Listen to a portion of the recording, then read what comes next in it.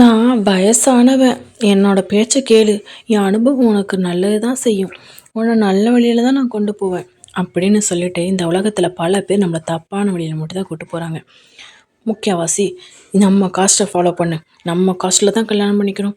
நம்ம ஜாதிய தான் நீ காப்பாத்தணும். நம்ம ஜாதி வழியில தான் பேசணும். நம்ம ஜாதி ஆளுங்க சோற தான் திங்கணும். இப்படிங்கிற சொல்றவங்க. பணக்காரங்க, பணக்காரன தான் நீ கல்யாணம் பண்ணிக்கணும். பணக்கார வாழ்க்கை தான் நீ வாழணும். பணக்காரனுக்குள்ள ஸ்டாண்டோட வாழு. இப்படின்னு சொல்லி வருது. உங்களுக்கு ஒரு நல்ல ஃப்ரெண்ட்ஷிப் கிடைச்சா கூட, அந்த ஃப்ரெண்ட்ஸ் எந்த ஜாதியில இருக்கான், எவ்வளோ பணம் வச்சுருக்கான், எந்த மதத்தில இருக்கான்னு பார்க்குற உலகமா மாறிட்டு. ஸோ இப்படி பெரியவங்க உங்களுக்கு கெட்ட விஷயங்கள சொல்லிக் குடுக்குறாங்கன்னா, அதுக்கு நீங்கள் ஃபாலோ பண்ணணும் அப்படிங்கிற அவசியம் கிடையவே கிடையாது. உங்கள் மனசுக்கு தெரியும். அவங்க சொல்கிறது நல்ல அட்வைஸா இல்லையா? அதுக்கான பதில் உங்களுக்கு உண்மையிலேயே ஆமான்னு கிடைச்சதுன்னா, அத கண்ண மூடி நீங்க ஃபாலோ பண்ணலாம். இல்ல அவங்க நம்மள தப்பான வழியில தான் கைட் பண்ணுறாங்க. இது தப்பு அப்படின்னு உங்கள் மனசு ஒரு செகண்ட் சொல்லிட்டா கூட அதை தயவு செஞ்சு ஃபாலோ பண்ணாதீங்க. இங்கே வயசுக்கு மரியாதை கொடுக்கணும் அப்படிங்கிற ஸ்டாண்டர்ட் எப்போவும் மாறிட்டு அவங்க குணத்துக்கும் அவங்களோட செயலுக்கான மரியாதை கண்டிப்பாக கொடுக்கணும். நம்மளோட சின்னவங்களாக இருந்தால் கூட கரெக்டான விஷயங்களை சொல்லும்போது அதை நம்ம ஃபாலோவும் பண்ணலாம், அவங்களுக்கான மரியாதையும் கொடுக்கலாம். அது தப்பு கிடையாது. ஆனால் வயசில் பெரியவங்க அப்படிங்கிறதுக்காக அவங்க சொல்கிற எல்லா விஷயத்தையும், அதுவும் தப்பான விஷயத்த ஃபாலோ பண்ணணுங்கிற அவசியம் கிடையவே கிடையாது. இங்கே பெரியவங்களை மதிக்காதீங்க அப்படிங்கிறது என் கான்செப்ட் கிடையாது. அவங்க சொல்கிற தவறான விஷயத்துக்கு ஃபாலோ பண்ணாதீங்க. அவங்களுக்கு ஹோப் கொடுக்காதீங்க. அடுத்த ஜென்ரேஷன் அவங்கள நம்பி இல்லை, உங்களை நம்பி தான் இருக்குது. நீங்களே தவறான பாதையில் அவங்கள வச்சு நீங்கள் ஃபாலோ பண்ணுற பட்சத்தில் உங்களை பார்த்து உங்கள் பிள்ளைங்களும் அடுத்த சந்ததிகளும் வளர ஆரம்பிக்கும்.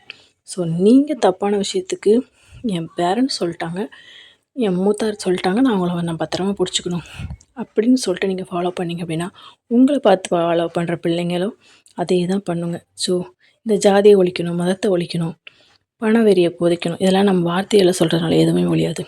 எல்லாமே நம்மளோட செயலால் மட்டும்தான் ஒழிக்க முடியும். ஒன்று வேண்டாம், இது தப்பு அப்படின்னு உங்களுக்கு தோணிட்டு அப்படின்னா, உங்களோட அடுத்த ஜென்ரேஷனுக்கு அதை கொண்டு போகாதீங்க. இது தப்பு, இப்படி நீ ஃபாலோ பண்ணாத அப்படின்னு சொல்கிறது தான் ஒரு நல்ல ஜென்ரேஷனோட வளர்ப்பாக இருக்கும். உங்கள் பேரண்ட்ஸ் சொல்லிட்டாங்க, பெரியவங்க வயசில் மூத்தவங்க இப்படி சொல்லிட்டாங்க அப்படின்னு அதை ஃபாலோ பண்ணிக்கிட்டே இருந்தீங்கன்னா, நம்ம சாகிற வரைக்கும், ஏன் நம்ம வம்சம் மொத்தமும் சாகிற வரைக்கும் இந்த உலகத்தில் கெட்டதுங்கிற ஒரு விஷயமா இருக்கிற எந்த ஒரு விஷயத்தையும் நம்மளால் அழிக்க முடியாது. நான் ஜாதிக்கோ மதத்துக்கோ பணத்துக்கோ எதுக்கும் எதிரி கிடையாது. ஆனால் அதை தப்பான விஷயத்தில் ட்ரிகர் பண்ணி பல பேர் அழிஞ்சிட்ருக்காங்க. ஸோ அந்த அழிவை தடுக்கணுங்கிறதுக்கு தான் இதை பற்றி நான் சொல்கிறேன். உங்களால் முடிஞ்சால் உங்கள் அடுத்த ஜென்ரேஷனை சேஃபாக செக்யூரிட்டியாக ஹாப்பியாக வாழ வைக்கணும்னா இந்த மாதிரி முட்டாள்தனமான விஷயங்களை ஃபாலோ பண்ண விடாமல் பார்த்துக்கோங்க. ரேஷன் கார்டுலையோ இல்லை ஸ்கூல் சர்டிஃபிகேட்லேயோ ஜாதியை ஒழிப்புங்க சொல்கிறது ஒன்றும் பெரிய விஷயம் கிடையாது. நிஜத்தில் உங்கள் மனசால் அதை நீங்கள் ஒழிக்கீங்களா இல்லைங்கிறது தான் பெரிய விஷயம். புரிஞ்சிருந்துச்சுன்னா சேஞ்ச் பண்ணுங்கள். இந்த வீடியோ உங்களுக்கு பிடிச்சிருந்துச்சு அப்படின்னா லைக் அண்ட் சப்ஸ்கிரைப் பண்ணுங்கள். உங்கள் எல்லோரோட சப்போர்ட்டும் எனக்கு ரொம்ப ரொம்ப முக்கியம். நான் இது வரைக்கும் நிறையா சப்போர்ட் கொடுத்துருக்கீங்க, அது எல்லாத்துக்கும் ரொம்ப நன்றி. நான் எதாவது தவறாக பேசியிருந்தாலும் மன்னிச்சிக்கோங்க.